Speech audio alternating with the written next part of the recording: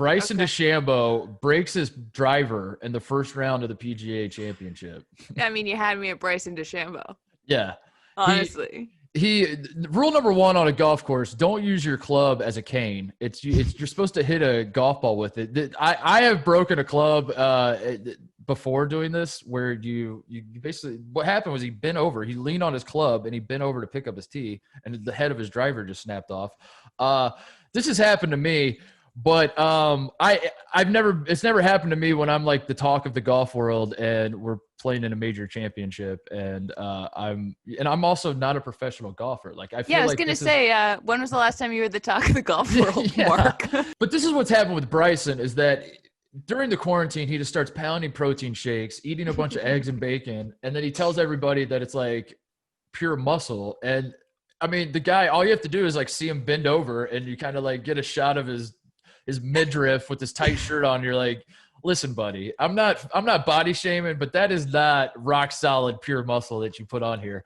But it speaks to like why the guy is so fascinated, why I love him. And when I say I love him, I'm not cheering for him. I do not want Bryson DeChambeau to win every trophy. I just want Bryson DeChambeau to be in my life for the foreseeable future, because he's a content machine. This guy's a content machine. Everybody on the tour hates him. Everybody that watches golf seems to hate him. And he can't stop. Like last week, he's got the fire ant situation where like he wants relief from his ball because there are a few ants crawling by it.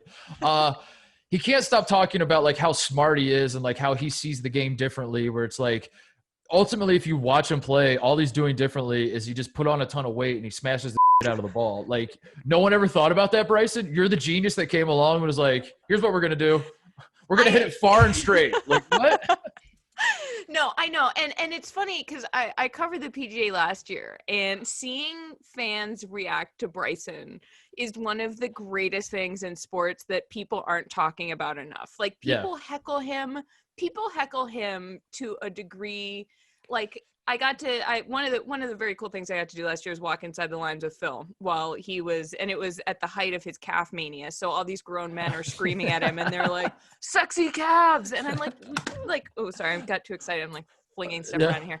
And I was like, okay, yeah, sure. But then with Bryson, they're like, cool newsboy cap. And he's just like really, golf heckling is kind of like, I mean, I know you were a real college athlete. I was a fake college athlete. Thank you for that, Charlotte. I appreciate it. You're welcome. I'm real college athlete. Yeah, I know. And I went to a small liberal arts school. We were not very good at sports. And we would, there would be four of us who would go to our friends' baseball games.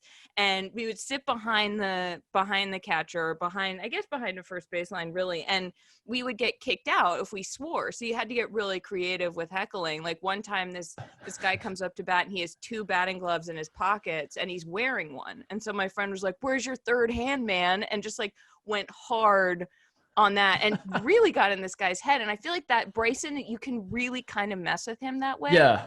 Yeah, I feel like Bryson, when he's in his 60s, he's gonna write like a book reflecting on his time on tour, and it's just gonna be the saddest. Like, your words hurt me more than you guys realize.